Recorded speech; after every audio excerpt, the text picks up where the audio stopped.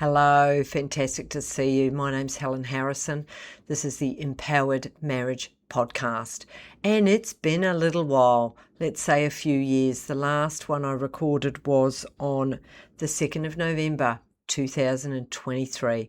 I began this back in 2019, and I just got to a point where the energy was starting to not be as strong in my recordings, and I just reached a point. I didn't know it was going to be my last recording back in November 2023, but I just reached a point where I energetically couldn't put into this podcast anymore, and so here I am again. I didn't know that it was going to get reignited and this whole new energy was going to blossom, and that I've got a lot now to talk about on the Empowered Marriage Podcast.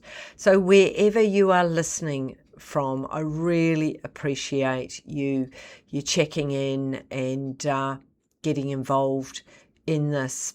So if I go back a little bit, I stopped the podcast because, yes, vibrationally the energy just wasn't there. And I started the podcast back in 2019. If I go back a step to give you a little bit of history, if you've never heard of me before and you've somehow stumbled on me, back in 2019 when I started this podcast, I had come out of a long-term marriage relationship of 30 years. And I had a lot to say about marriage. And it was a form of sort of processing what I'd gone through in the ending of the marriage, and also really wanted to equip. I mean, that's my biggest driver, is to equip individuals in whatever they're going through, particularly in their marriage and in their relationship. And then when I ended it, my beautiful sister Lily, she took her life, and it's actually the second sibling that I've lost to suicide. So the energy around talking around marriages, it just got a lot less. And I have made a vow with myself to live very authentically and to live to whatever I'm feeling inside. So I no longer could continue with it. So paused it. I didn't actually think I'd ever come back to it. However, as you know, life changes and evolve, and we grow and we change. And I'm right back in it. I'm wanting to share my learnings about marriage and about relationships, and that's what this podcast is about. And the theme of it, the first, if I really get into it, it's all around self-awareness and your own sense of self and your own sense of what makes you tick. And so that's what this podcast is going to be about, is equipping you with tools and ideas and strategies and my own learnings on what's going on in my internal world. And I want to share that with you, so it really can encourage and support and motivate and educate you to have the different tools and strategies and mindsets and ways to help you feel more equilibrated and to feel more balanced. That's the whole driver behind this podcast. So the three core themes of what I'll be bringing to you every single week will be: the first is self-awareness, which I've tapped into. The second is belonging. And look, that really has only come through in the last few months, but it's always been there. But I really haven't had the vocabulary to talk into what belonging is. And belonging is all about coming home to yourself. How do you expect to be in a relationship and to come from your best version and to be really aligned with yourself if you don't have a strong sense of belonging within yourself? And I'll be talking into that a lot. That is my whole driver, is we don't realize, but we are all looking for our sense of belonging. Where do I belong? And when we are driven by purpose. I'm very much purpose-led, very driven by that. It's knowing what your top values are. And look, my top value is personal development and coaching. I get coaching and I love coaching. So it's a double-edged sword in that I learn and then I regurgitate it, I embody it, and then it comes out in my way. And so belonging is, for me, my void, meaning when I was growing up, I was always searching, where do I belong? And the backstory of that is I was adopted at birth, and I was adopted into a large multicultural family.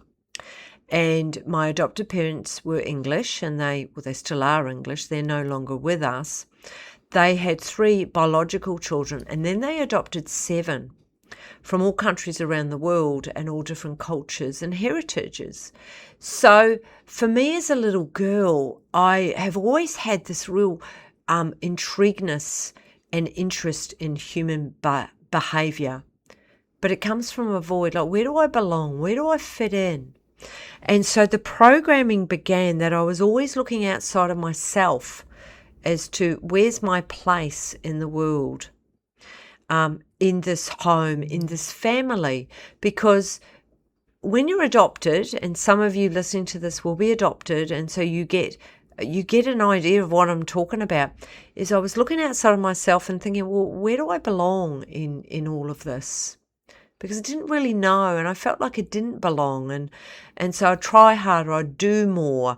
I was always looking for approval and for praise. Please see me, please love me, because I didn't belong.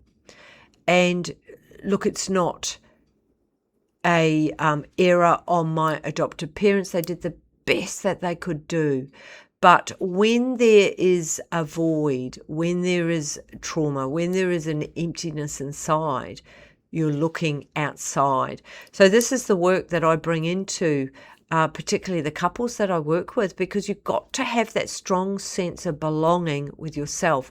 And that is what is going to be a theme right through the Empowered Marriage podcast.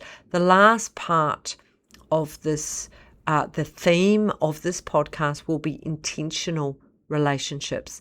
I have seen too many couples just wandering along and thinking that magically the ring is on the finger and all's going to be great. Well, it's not, I can assure you. And it's, how do we create something different together? How do we create a really intentional relationship where we're heard, where we're validated, where we've seen, where we feel safe, where we feel protection, and where we feel loved? And so that's what these conversations are going to be about. So I want to go to my first podcast for 2026, and it's podcast 126, and why we keep having the same fight. So why do you think you keep having the same fight? What do you reckon is under that? So couples, they keep repeating the same argument. You know, the Gottmans, they talk about this. Whatever you're arguing at in year 1, sometimes you're arguing about it in year 10. Because it's not what is on the surface. Okay, there is a much more deeper emotional need. If you keep having that same fight, there's something so much deeper going on. And, you know, conflict it's often a bid. It's a bid, you know, we talk about bids for connection. It's a bid to be seen. It's a bid to be heard, and it's a bid to be valued. And we keep repeating the same argument because you're not being seen. You know, it's not about the dishwasher. It's not about leaving your socks on the floor. It's not about the parenting style. It's not about not having enough sex or having, you know, being bombarded or demanded or requested. It's a bit softer, isn't it? For intimacy, for connection. the fight isn't really about the fight. That's the first thing I want to say. And you probably get that, yet you continue to do the same thing. What the fight is really telling you is that every relationship reflects the relationship that you are having within yourself. That's what the fight's telling you. It took me a long time to really get that, because we have old wounds. So old wounds, or another way to put it, is the adaptive child. I really love the work of Gottman's, of Terry Real. Terry Real, he talks about the adaptive child. Now, the adapted child is the part of us that we very cleverly, we didn't realise at the time, we created to cope with the childhood that we were in. So say you were raised in an environment where perhaps your mum was quite harsh, she wasn't emotionally available, she was quite distant. So you perhaps learned as a little person, as a child, to become the pleaser and to be quiet and to be submissive and to just, seek approval, do it right, because God forbid that you got any disapproval, because if you did, it would affect you very, very deeply. And under it all, you are wanting to belong. And so you won't do anything to sort of shake the boat. So you adapted, and that's called the adapted child. That isn't your true personality coming through. That's the part of you that adapted to be loved, to be seen, and to belong. However, let's come forward to present day. And if you still continue that behaviour when you get triggered and you go into that adapted child, and you may have learned to shut down, to be quiet, and like I said earlier, the pleaser, then that's not going to work long term in your relationship, your adult relationship with your partner. And that can make it really difficult for you and your relationship, because you haven't learned how to stand in the wise adult. So when you get triggered, you may stay in that adapted child.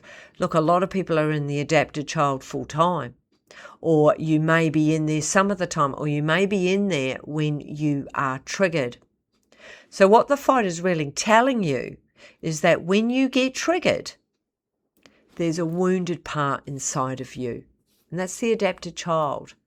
And the key is to first of all bring awareness into that and to notice. And this is where self-awareness is absolutely crucial, is to be able to notice it in the body that you've been triggered, that you are now in the adapted child. You perhaps, if we talk about Terry Real stuff, he talks about the one up and the one down.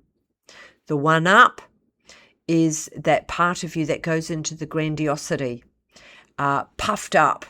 You might get walled off, or you might get angry. You might get aggressive. That's not great for somebody on the receiving end. And particularly if you've come, say, from the environment I was talking about earlier, if you've come from being a pleaser, from seeking approval, or God forbid if you're with a partner who gets in the grandiosity and gets quite angry, if you're in the one down, you're going to really struggle with that. So the fight is really telling you, it's telling you both that there are patterns here. And that is a lot of the work that I do. And because we take it so personally, and we feel a lot of shame and we feel a lot of guilt when we're triggered, and we may just stay there to protect ourselves, walled off, shut down, stonewalled. I used to call it, I write about it in my book, Inner Wealth, which is my memoir. I used to call it my comfy couch. And I'd sit in there sometimes for a week or two. Look, it wasn't intentional. It was a very wounded part of me that would just shut down from the world to protect myself. I wanted to get out of it, but I didn't know how. And it was extremely painful, but in a way, it helped me. It helped me just land in and sit in it. But it was a victim mindset, a very painful one. And as I began my work, of course, I began to understand it. But that was my adopted child, and she did a great job of looking after me, and I'm extremely grateful. But I now know how to attend to my younger self. I call that reparenting. And so when she gets triggered, which is a lot less these days, but I still get triggered. You are always going to get triggered. Please know that. I used to have a bit of a fantasy that why do I still get triggered? Because you are for the rest of your life. But it's how you attend to yourself. It's how, and I do a lot of reparenting. I also do a fair bit of the work of John Demartini. Love his work. So John Demartini's work is about how to equilibrate yourself and bring yourself back into balance instead of being polarized in the upsides or the downsides. It's sort of really sitting in a place where you can see both sides, because every single thing that happens in our world has upsides and downsides, has pros and cons. It has parts that we like and parts that we don't like. But it's being able to see both sides. And due to my background, I'd get quite polarized and I would chase the upsides, for the dopamine hit. That's not helpful. Anyway, I want to come back because I'm quite good at going off track. So I'm really aware of that. Why you keep having the same fight, I've tapped into the fight isn't really about the fight. It is a bid to feel seen and to be valued and to be heard. I've talked about what the fight is really telling you. It's old wounds. It really is. It's often the adapted child having a little bit of a, please see me. It's a bid for belonging. And it's so important to have self-esteem in that. Lastly, it's so important to belong to yourself before you ask your relationship to. I really want to repeat that. It is so important that you belong to yourself before you ask your partner or your relationship to. Because what I see again and again is we look outside for our partner to meet our emotional needs. We look outside to help us when we've been triggered, for a partner to help us with a trigger. No. The key is that you learn how to do it. You learn that when your adapted child has been triggered, that you are able to access that wise adult that's inside of you and to learn how to do that. And you then make decisions from the wise adult. So if you have been triggered, you then are able to attend or reparent your inner child, your adapted child, and you come back into the adult. And then from there, you're able to have conversations with your partner and not before. Because if you do, you're going to have an expectation that your partner is going to give you what you need. And that's where you get really codependent.